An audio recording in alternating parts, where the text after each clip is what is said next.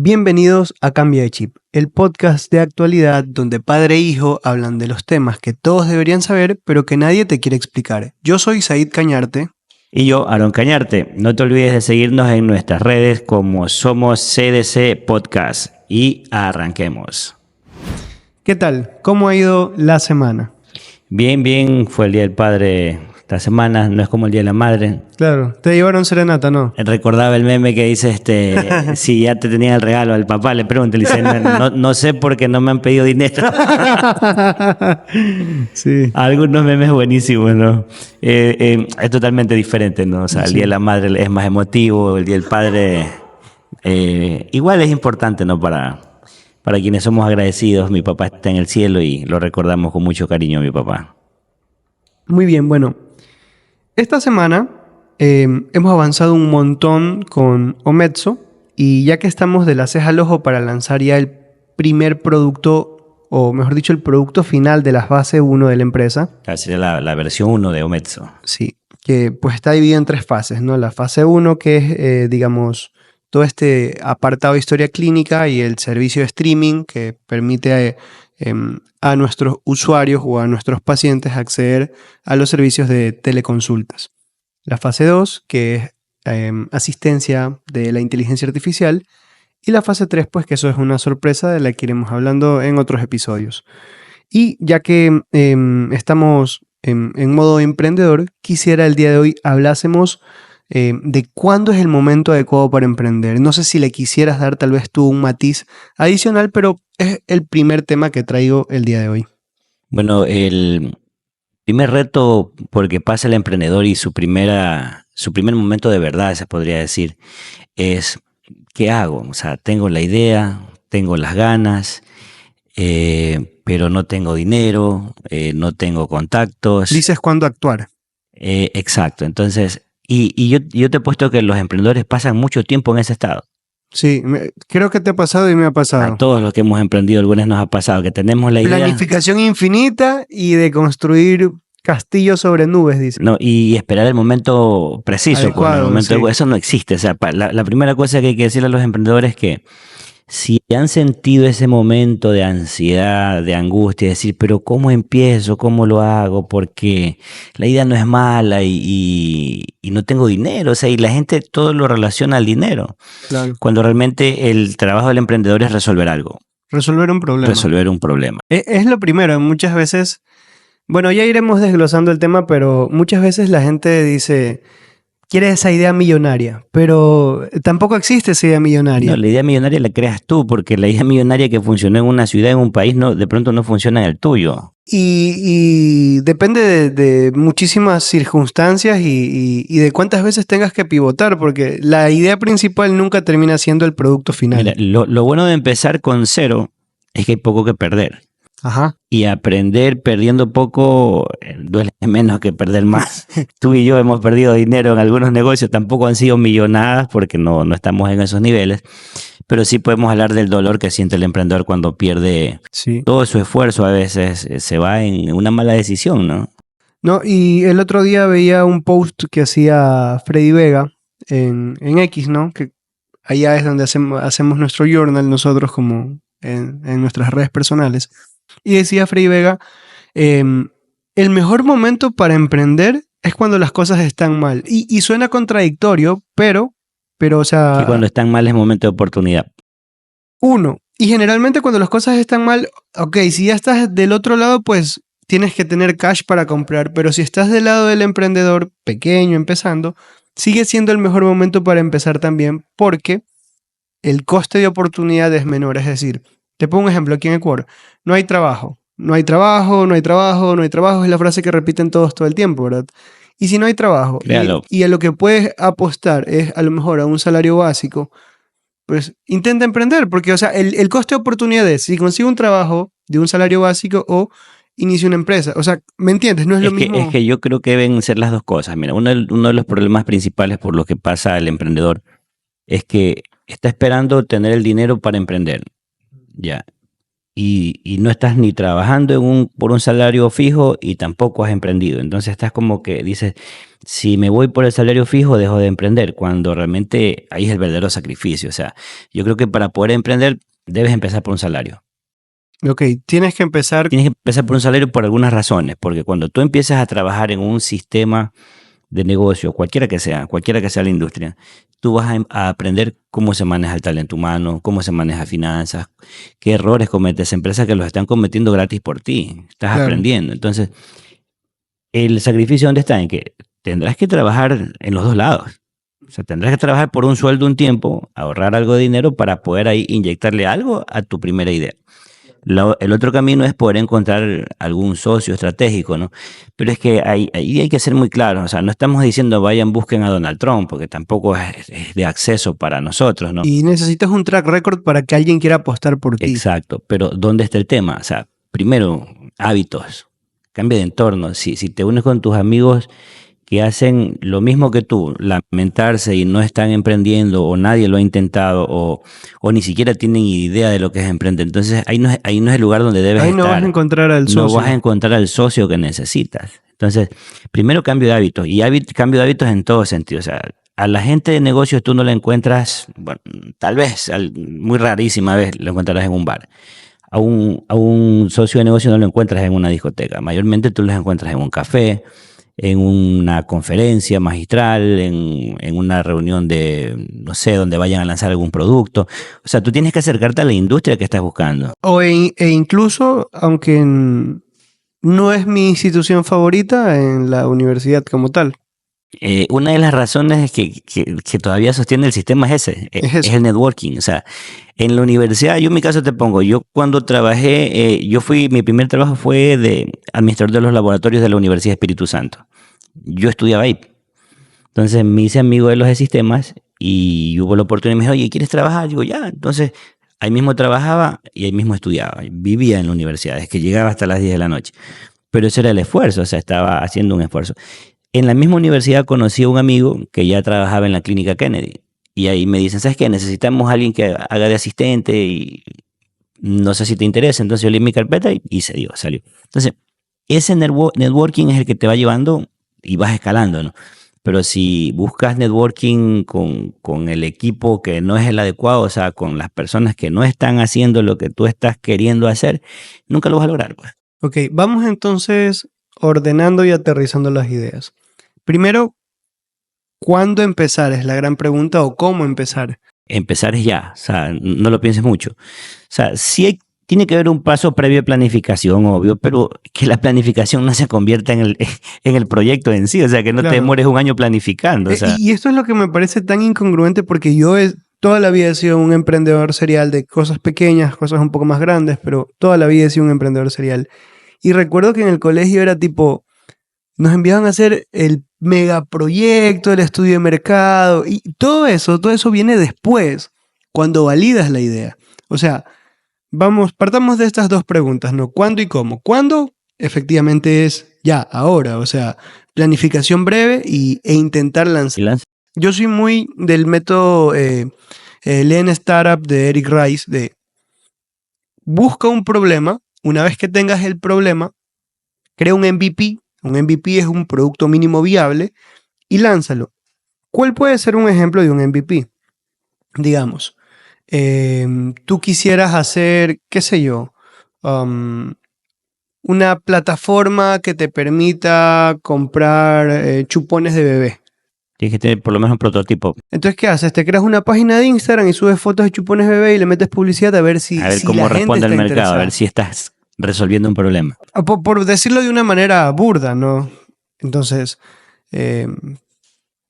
vienes, lanzas la publicidad y entonces recibes el primer feedback de nadie escribió.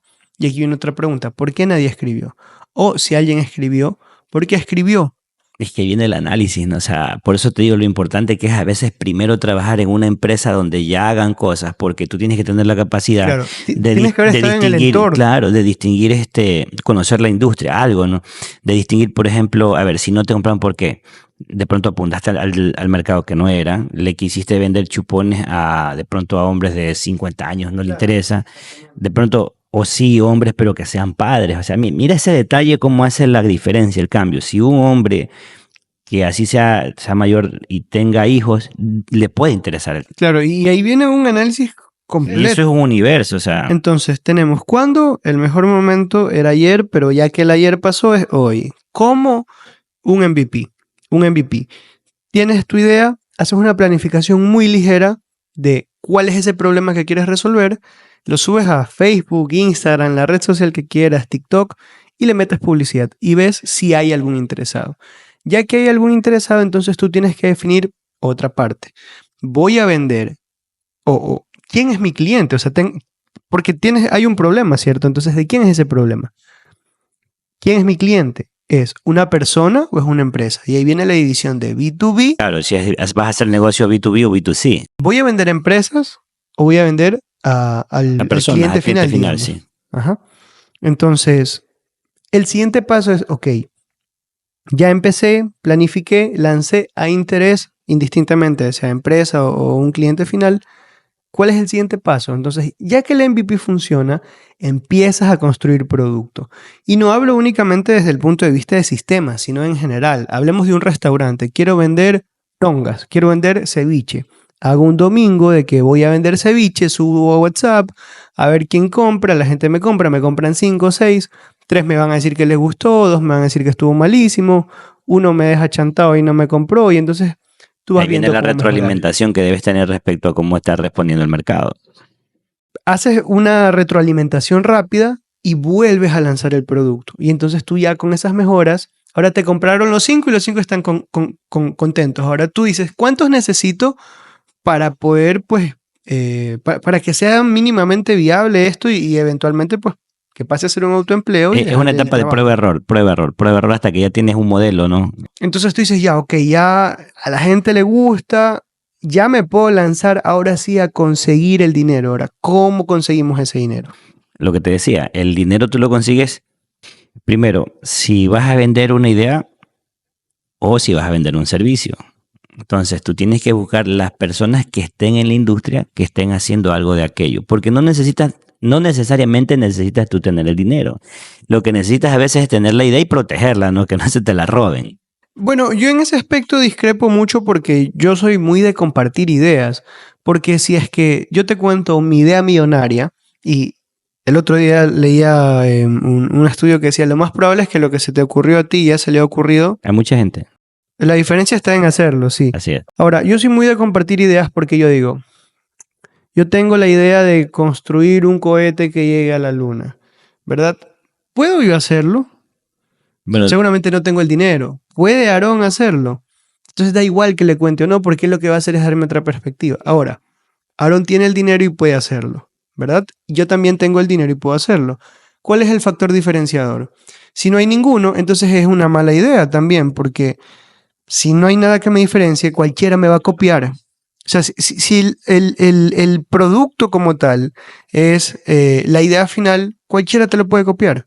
O sea, carros hay montones, pero ¿por qué un Mercedes vale más que un Chevrolet? claro, desde el punto de vista general coincido contigo, pero en ciertos casos sí hay que cuidar la idea, en casos puntuales. O sea, Creo que hay que cuidar es el know-how. O sea, de cómo lo haces. se hace, eso no porque tiene un proceso, debe tener un proceso complejo de explicar que es tuyo y es tu as bajo la manga. Ese es como el... Pero la idea a grandes rasgos la puedes contar con quien sea y explicar a quien sea porque eventualmente tendrás que venderla. Y para que se venda, pues tiene que conocerlo mucha gente. Sí, y complementando lo que dices, es que también las personas adecuadas, lo que hacíamos al inicio, o sea, si tú estás buscando, yo qué sé, vender comida y tienes en vista proponerle el negocio a alguien que vende ropa, probablemente por ahí no es, pues, o sea, son cosas tan básicas, tan sencillitas que a veces uno no las entiende. A veces creemos que solo es cuestión de dinero. Mira, si a mí me propusieran, te pongo un ejemplo, si yo fuera a poner un negocio de comida y me propusieran hacerme socio con el que tiene dinero pero que no conoce la industria o con el que tiene menos dinero pero que conoce la industria, lo más probable es que me vaya con el que tiene menos dinero, porque con él probablemente me voy a equivocar menos y voy a perder menos dinero y voy a tener cómo hacer que el negocio crezca más rápido. Al final, bueno, ahí has dicho algo importante y es que al final del día el éxito de los negocios está en la experiencia y la capacidad de Hay hacer un dicho algo que con es muy esa trillado, pero que es tan cierto. Y yo creo que te lo he dicho muchas veces. La experiencia cuesta. tiempo, dinero, no hay más. Entonces, si tienes mucho dinero, vale, vamos equivocándonos. Vamos probando, lanzando hasta que encontremos Y el mira, market y cap. mira que hasta el dinero tiene límites. Tú debes haber leído la historia de Elon Musk. O sea, cuando él comenzó con SpaceX. Pero eso es un ejemplo de que el dinero tiene límites y lo logra. Y hay casos en los que no. O sea, ese es un caso de éxito. De uno en millones. Claro, entonces él lo logró. Pero aún así, mira que él, en las condiciones de poder adquisitivo que él tiene, aún así llegó a un límite.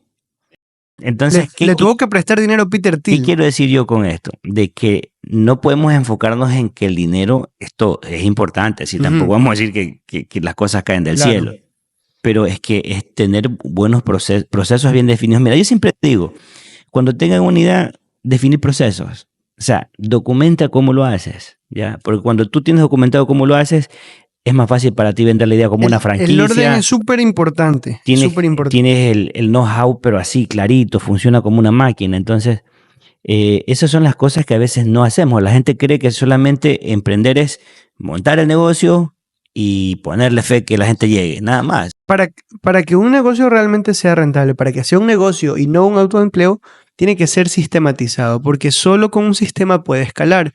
Si no hay sistema, entonces si solo tú lo puedes hacer, entonces es imposible que escale porque tú tienes horas limitadas en tu día. Sí. Ahora, hay un tema también que se me está escapando y lo quiero poner en la conversación. Es que el 60% de los emprendedores de América Latina, según un estudio que hizo la Global Entrepreneurship Monitor, el 60% de la gente que emprende en América Latina lo hace por necesidad, no porque tiene ganas de emprender. Es el caso de Freddy Vega, es uno de los emprendedores del sector EdTech más relevantes de América Latina. De hecho, es un referente y es la inspiración de muchas personas, de entre esas Yo lo me sigo incluyo yo. bastante, un tipo que Él hay va a la mucho que aprender de universidad, él. lo botan de la universidad porque estaba en otras movidas Y para quien no sabe quién es Freddy Vega, es uno de los CEO de Platzi. de Platzi, es el CEO de Platzi. Y luego, pues, él junto a Christian Vanderhens, pues, fundan Platzi, pero es porque no lo contrataba nadie, era muy mal empleado. Y hay gente que de verdad que es muy mal empleada. No puede recibir órdenes, pero cuando está haciendo algo suyo es completamente dedicado, que es mi caso. Mira, el dato que yo te decía tiene que ver con eso. Cuando la gente emprende por necesidad, no es una desventaja. En muchos casos es una ventaja. Porque cuando tú te sientes obligado a sí o sí a hacerlo, tu determinación cambia. Claro. O sea, tú No es lo mismo saber que te caes y... Sí, no, y ahí tengo unos ahorritos. O sea, tú sabes que te estás jugando tu vida en ese emprendimiento. Vas a hacer todo lo posible por no fracasar. Y vas a meterle todo el tiempo que tienes que darle. Y vas a dejar de dormir un montón de noches por sacarlo adelante, por partirte la cabeza pensando en cómo mejorarlo o en qué te equivocaste y qué puedes corregir. Eso es una ventaja a la hora de la hora también. Y te pongo un ejemplo ahora de dinero que se acaba y que no llega al resultado final. WeWork de Adam Newman. Si no estoy mal, el que le metió el dinero fue Masayoshi creo que es el nombre de este chinito. Él pues es un VC, bueno, no es un VC, tiene un fondo y él pues gran parte de su fortuna nace de lo que él invirtió en su momento a Amazon. Okay. Entonces él empieza a apostar mucho por unicornios y en una de esas pues conoce a Adam Newman de WeWork, que era una empresa que se encargaba de crear espacios de coworking y pues la locura de Adam de vender también su idea le permitió llegar a acceder a los fondos de Masayoshi y vender WeWork como si fuera tecnología, cuando no lo era. Eventualmente pues la mentira se desploma y WeWork fracasa. Hay una serie súper buena, de hecho, no sé si es en Prime, que se llama We Crash It.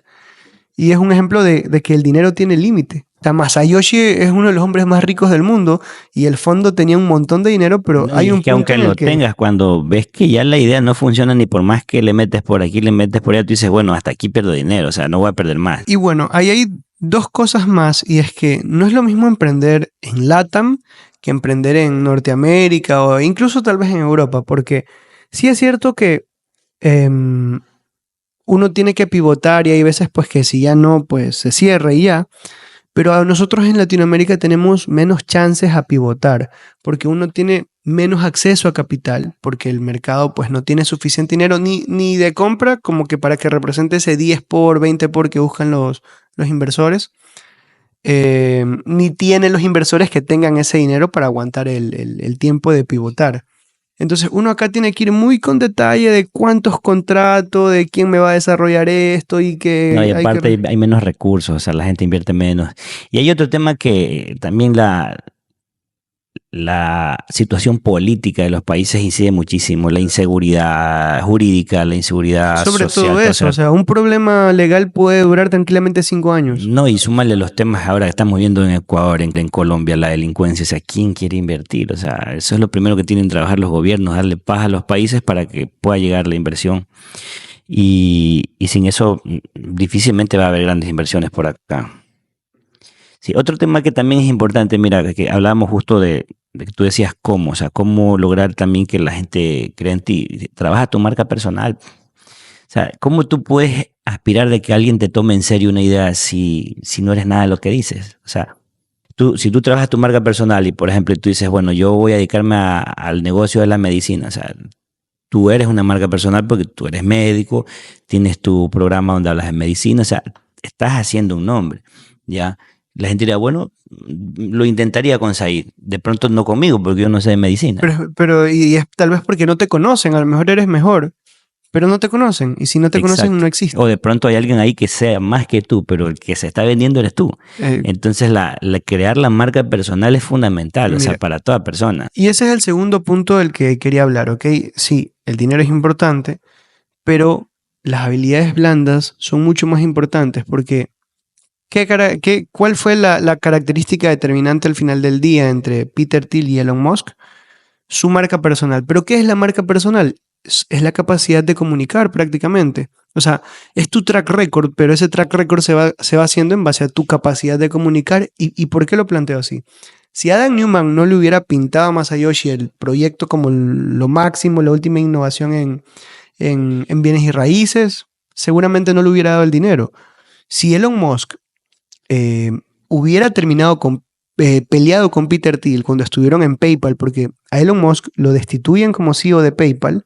Como a la mayoría como le pasó también a Steve Jobs. Y Peter Thiel asume la gerencia. Si se hubiesen peleado, si él no hubiese tenido pulidas sus habilidades blandas, cuando ya faltaban los últimos lanzamientos de SpaceX, Peter Thiel no le hubiera prestado el dinero. Y Peter Thiel le presta y con eso Elon Musk despega. Entonces, son importantes las habilidades blandas porque te ayudan a construir tu marca personal. Bueno, el europeo y el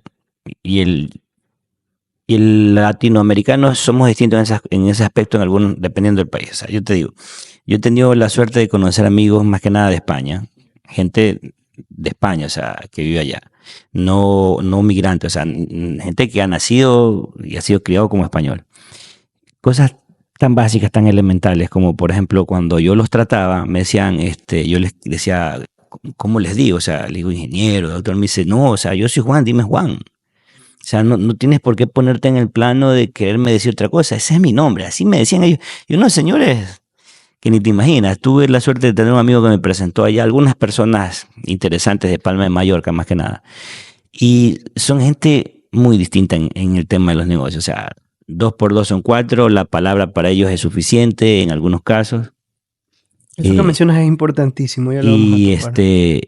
Y no te venden pajaritos, o sea, si ellos te dicen sí, vamos, y si cuentan con los recursos te dicen sí, pero acá a veces es como que vivimos mucho de la imagen, ¿no? Y quieren decir sí, pero no tienen cómo hacerlo, pero dicen sí con tal de no quedar mal por vender la apariencia de que... O a veces ni siquiera empiezan por vergüenza y... Mira, una persona que tiene vergüenza jamás va a ser rica porque tienes que aprender a vender. Tienes que y si tienes la vergüenza, cara y pasar no vergüenza un montón de veces, así es. Entonces, vamos conectando ahora un poco las ideas con un ejemplo práctico. Vamos a ejemplificar más o menos cómo hemos hecho con Mezzo para llegar hasta esta fase casi final del primer producto, ¿no? Ok, ¿cuándo empezar? Ya. ¿verdad? Entonces, a mí toda la vida me ha encantado la tecnología. Tú sabes, yo desde que soy un niño programaba. Al final me gustaba mucho la ciencia y me terminé inclinando más por un tema de ciencia, de medicina. Siempre tuve en la mente eso de, Dios, me encanta la tecnología, pero no puedo hacerlo porque soy médico y como que yo lo que tengo que hacer es guardias. Entonces Al menos al inicio. pasa el tiempo y hay momentos que se les llama momentos eureka en los que se te viene esa idea. Viene la idea ahí. Y entonces ahí depende cómo vas a actuar cuando viene, digamos, la oportunidad. Y entonces ahí tú tienes que empezar a conectar los puntos. Porque si tú no has estado haciendo nada durante todo ese tiempo, cuando te llegue la idea eureka, simplemente va a pasar por tu mente y se va a ir. Pero cuando has venido trabajando durante un tiempo suficiente, entonces, si la suerte te pilla trabajando, entonces hay más probabilidades de que alcances el éxito o el objetivo en cuestión. Cuando se me ocurrió Mezzo, que en su inicio era SS, que significaba Said Solutions, que era Salud Solutions, bueno, pasó por un montón de nombres, logotipos. Era eso, era una idea y lo que queríamos era crear una historia clínica donde la gente ingresara sus datos y luego eso podérselo vender a empresas, era lo que yo pensaba. Rápidamente pues comenté la idea con muchas personas y luego me dijeron que eso era ilegal. Entonces de ya yo sabía que eso ya no podía funcionar. ¿Qué pasa? Por mis habilidades blandas siempre, o me considero yo una persona muy agradable a la hora de conversar y para hacer amigos. En la universidad conozco a Marco López, que es un amigo con el que años después nos encontraríamos para crear Ometso. Estaba haciendo yo mi rural, entendía la problemática de transportarse de un lugar a otro, o sea, encontré un problema, ¿ya? La falta de personal muchas veces, o lo costoso que es acceder a un médico en la parte privada, y lo lento que es en la parte pública. Entonces, aquí hay un problema. Es Claro. evidente que hay un problema. Porque si no accedes a salud, si no te está llegando la medicación, o sea, aquí hay un problema en el sector de salud. Ahora, ¿cómo lo resolvemos? Me reúno con Marco, después de mucho tiempo le comento la idea y Marco me dice, ok, yo tengo un dinero. Yo no tenía el dinero. Marco me dice, yo tengo un dinero y yo lo puedo invertir.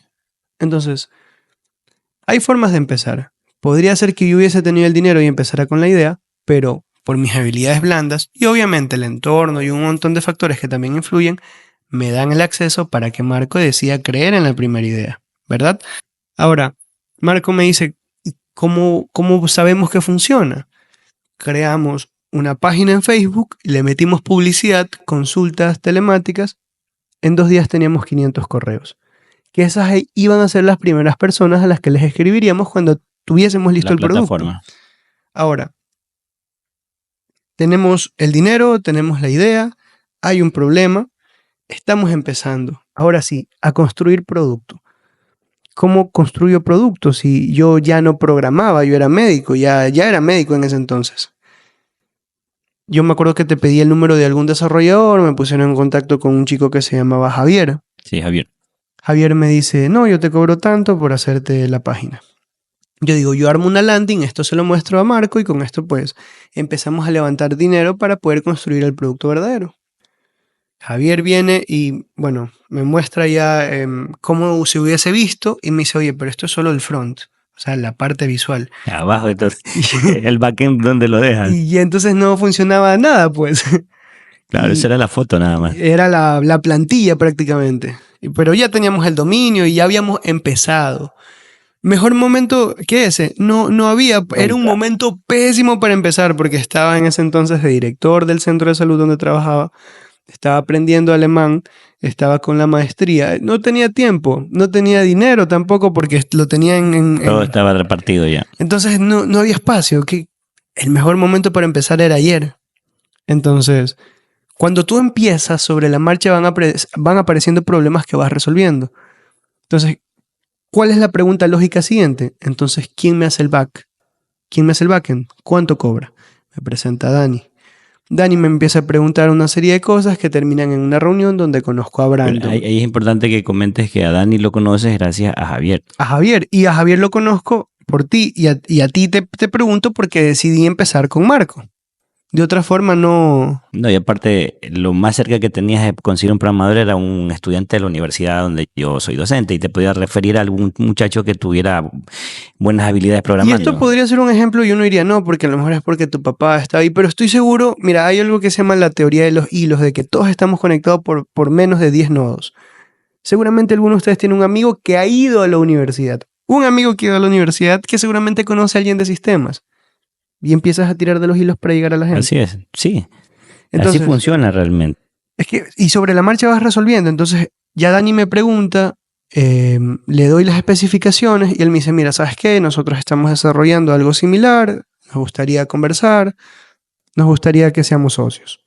Me presenta a Brandon, que él es el CEO de Innovo Software, y entonces decimos, ok, ya tenemos al socio tecnológico, tenemos al jefe financiero y tenemos la visión que quiero implantar yo, que yo vendría a ser un insider en base a que conocía el sector de la medicina para poder traducir de ese lenguaje médico y llevarlo a una explicación de código para que ellos pudieran desarrollarla, ¿cierto?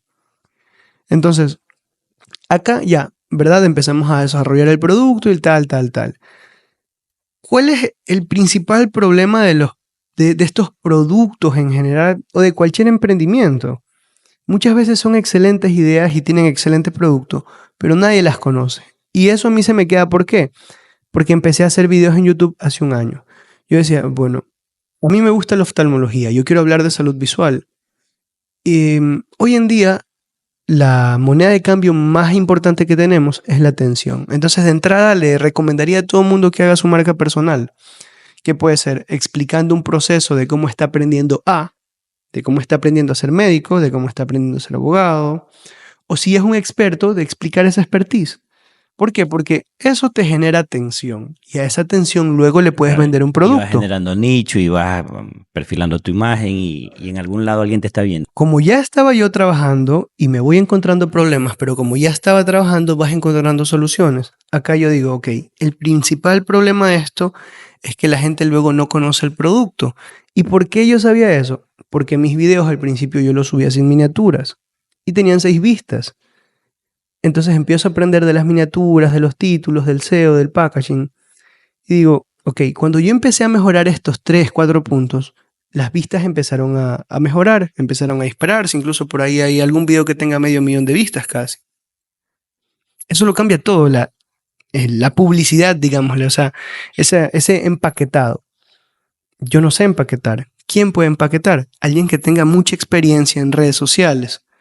¿Pero quién? Yo no tenía el dinero para pagar un influencer, ni teníamos el dinero para contratar una agencia. Entonces les digo, miren chicos, vamos a desarrollar el producto y yo tengo ya en mente quién va a ser la persona que nos va a ayudar con esto. Pero yo no puedo llegar y decirle a una persona de ese nivel, oye, mira, tengo esta idea, Seguramente 1000 ideas más le habrán contado. Pero ya mostrándote el producto en físico es otra historia. Y entonces así es como yo llego a Javier Flores. El amor entra por los ojos. Mira, Javier, tenemos esto, tal. A él le gusta y me dice, dale, estoy dentro. Él compra una parte de la empresa y forma parte de Omexo. Ahora ya teníamos a el Content Co-Founder, que lo más caro de emprender no es ni siquiera el desarrollo, es la publicidad. Entonces, esa ha sido la estructura que ha seguido Omexo para llegar hasta donde está a día de hoy, que ya tiene incluso usuarios pago de todos estos early adopters de este casi producto finalizado que ahora sí, evidentemente, está listo para ser masificado y comercializado. Y en todo ese proceso hemos ido creando sistemas. ¿Por qué?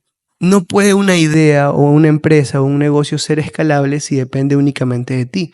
Un momento está tan fragmentado por distintas tomas de decisiones que si el día de mañana yo me muero, pueden continuar con el producto actual. Y más que nada, si quieres que dependa de ti, sale muy caro porque tienes que contratar gente y gente que probablemente no está tan comprometida con el proyecto como lo puede estar un socio que se va a sentir dueño de la empresa. Entonces, ese es otro tema importante también, ¿no? Que cuando encuentres los socios, tienes que hacerlos dueños de ese pensamiento egoísta de decir, no, es que yo soy el dueño de la idea, yo soy el dueño de la compañía y no quiero dejar entrar a nadie, solo les quiero pagar, todo el mundo se va a ir. Yo recuerdo que tenía un conflicto con mi mamá constantemente porque ella a veces escuchaba que yo te decía, no, es que voy a darle tanto por ciento de equity a tal persona y tanto por ciento. Y mi mamá me decía, pero estás repartiendo todo. Ya mismo tienes menos de la mitad de la empresa. Y yo le digo, ya, pero es que si ellos no tienen eso, no van a sentir el Tener el compromiso que yo. 100% de una empresa que no vale nada al inicio, a tener el 40% de una empresa que llegue a valer, me invento, $2 millones es mucho más. O sea, ya de por sí, ya, si digamos que valiera 2 millones, ya tienes 800,000 que son tuyos. Nosotros vendimos el 10% a una evaluación de más de $500,000. O sea, obviamente, eso ya viene... Otros Y conceptos es que otro hablaremos. análisis de valor de mercado y todas esas cosas que habría que tocar. El tema de fondo es el emprendimiento. Entonces, lo hemos descrito dando opiniones, conceptos y le hemos dado vida a través de un ejemplo real que es Ometso. Entonces, con todo el proceso que se ha descrito, que lo has descrito claramente, porque tú has sido el fundador de tu empresa, hemos estado ahí apoyando también de alguna manera. ¿Cuánto tiempo te ha tomado hacer todo esto? 25 años. Claro, o sea, tal vez lo pensaste, pero hablando netamente desde que empieza Metso ya en serio, o sea, ya en real, cuando empiezas a decir, bueno... Desde que es constituida legalmente como empresa. No, desde que empezaste a programar, porque empezaste primero con Javier y tal vez la idea la tenés un poco más, desde ahí acá, ¿cuánto tiempo ha pasado? Como 1 año y 4 meses más o menos. Legalmente como empresa 1 año y algo, 1 año y unos días. Mira, 1 año, 4 meses para recién tener tu primera versión.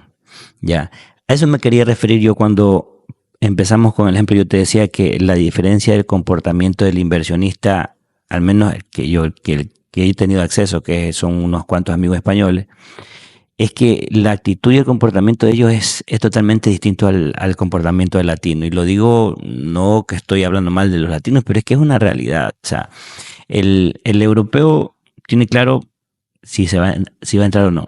Aparte que vive haciendo networking. O sea, yo allá con mi amigo pasaba tomando café y comiendo. Así que comen, eso sí, toda reunión es comida, café, comida, café.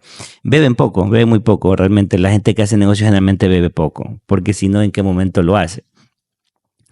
Y pude aprender de que realmente el camino del éxito que ellos han logrado ha sido su dedicación, su determinación hacia lo que creen y hacer buenas relaciones, ¿ya? Y no tampoco llenarse mucha fantasía. Son gente muy sencilla, te digo. O sea, la gente que realmente tiene dinero no te anda diciendo, ay, mi último reloj que me cuesta 2 millones de euros. O sea, mis amigos tenían Rolex y esas cosas. Y de hecho, mi amigo Juan tenía una colección de Rolex. ¿Ya? Tenía una colección de carros clásicos, o sea, pero el hombre andaba en un BM Yo lo he visto cuando viene acá de visita, anda en un huevito. Sí, o sea, ya. En un Spark. Ajá, hombre muy sencillo, o sea, y él es de este tamaño, en dinero al lado de los amigos que él me presentó, ¿ya? ¿Y a él por qué lo buscan? Porque él es una marca personal, creen en él, o sea, él es un hombre muy serio, no anda aparentando el dinero que no tiene, habla bien claro, si algo lo va a hacer te dice que sí, no te está con engaño, que sí, que mañana, que pasado. Entonces, esas cosas son habilidades que también tienes que desarrollar cuando te metes a emprender. Sí. Bueno, yo creo que ha sido un buen inicio, hay mucho que explicar aún del tema. Es que el da tema para es mucho muy tiempo. amplio, creo que es el tema que más largo hemos tratado de todos los 5 episodios. Pero a grandes rasgos, para empezar, pues esta es la clave. Hasta que lleguen a este paso, pues ya habrán salido un par de episodios más y seguramente habremos ya vuelto a topar el tema. Pero estoy seguro que llegar hasta este paso les ha de tomar por lo menos 1 mes. Bueno, y de ahí no se rindan, ese es el otro tema, ¿no? ¿Cuántos negocios has fracasado tú a día de hoy? O sea, Entre formales e informales. Como que fracaso, tal vez cuando cerré la farmacia, pero no la cerré quebrada, la farmacia todavía estaba operando. Más bien decidí cerrarla porque si seguía así iba a quebrar. Entonces dije, bueno, mejor la cierro antes de que pierda más dinero. Perdí algo, sí, no perdí todo y logré por lo menos cubrir las deudas que había y salir en cero, por decirlo de alguna manera. O sea, no perdí dinero así, pero tampoco gané todo lo que esperaba ganar. Y Y así, ¿qué te digo? Bueno, el restaurante cuando lo tuve, lo cerré ya tal vez por cansancio, cumplió su ciclo de vida, pero el restaurante no fue un mal negocio, siempre anduvo bien, o sea, y me sirvió para muchas cosas, o sea, para disparar de ahí el Athletic Sport que hablamos la vez anterior. Athletic Sport fue parte de mi marca personal y uno de los pilares tal vez cuando estuve en la política, o sea, mucha gente me conoció tal vez por eso que hacíamos en el deporte, ¿ya? Y eso me sirvió para abrir puertas en otros negocios que en algún momento me invitaron, ¿no? Por ejemplo, ahora hago algo de bienes raíces. Hace poco vendimos una casa y ahí vamos, o sea, vendiendo cositas, aprendiendo también. Me han pedido que venda una propiedad así ya de un poco más valor. A ver cómo me va. O sea, me he estado preparando, he hecho ya unas piezas digitales bien interesantes. Y vamos a ver si logramos dar ese salto, ¿no? Ya hemos hecho cosas a nivel más pequeño, esperamos hacer algo ya a nivel más grande y de ahí vemos qué pasa. ¿Y por qué saco a colación esto? Porque tú dices, no se rindan, y eso es fundamental, porque es que difícilmente la van a pegar a la primera, es casi imposible. Y si lo hacen, luego van a fracasar y más fuerte, porque no entendiste por qué llegaste. El proceso, sí. Cuando la pegas muy rápido, lo más probable es que después fracases. No lo puedes replicar. Te crees que eres lo mejor y comienzas a fracasar. Te crees que tienes el toque del Rey Midas.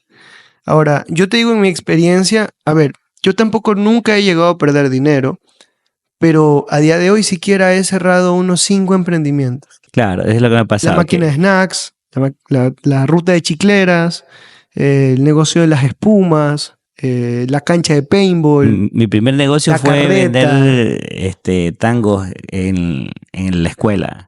No, y ni hablar, en la escuela me recuerdo que puse a bailar a un amigo una vez. Cuando te declaraste empresario ahí, un amigo tuyo bailaba como Michael Jackson y yo cobraba. Cerraste el curso y a los más grandotes lo pusiste en la puerta y cobrabas para que lo vean bailar. O sea, sí. ahí nacen los emprendedores realmente. Las copias que a los niñitos les gustaba dibujar y a veces los papás le enviaban dinero, entonces como que, te vendo la copia en 5 centavos, en 10 centavos. Y yo tenía mi ejército de niños que iban a vender y yo les decía, mira, yo te doy la mitad de lo que generas. Ya tenía un equipo de ventas ahí. Ya tenía un equipo de ventas. Entonces, siquiera a día de hoy he cerrado unos más, creí que 5, tal vez unos 8 o 10 emprendimientos. No, y es parte del proceso. Y aún momento. No la hemos pegado. O sea, ¿me entiendes? Es un tema realmente de constancia. Y es que el último consejo de este tema es: no trates de que esté perfecto. Si tú lanzas un producto y crees que está perfecto, probablemente ya demoraste mucho. Y hay otras cosas que cuidar. Por ejemplo, fundamental. Salud mental, salud emocional, salud física. Si uno de esos te falta, te desequilibra y te desconcentras y no lo puedes hacer. O sea, una persona que está deprimida, ¿cómo puede emprender? O sea, más está preocupado de pasar procrastinando en la cama que estar pensando en cómo resolver problemas. O sea, trabaja en eso también, o sea, trabaja en su vida en ese sentido. Si no tienes eso, difícilmente puedes emprender. O sea, y una buena forma de cuidar tu salud mental, física, hacer deporte, leer, comer mejor. Y contratar a Ometsu. Exacto. Finalmente, como para cerrarlo, sí. No se sientan mal si emprenden y no tienen nada más que sus ganas. Recuerden que sus ganas es lo único que nadie les va a poder quitar.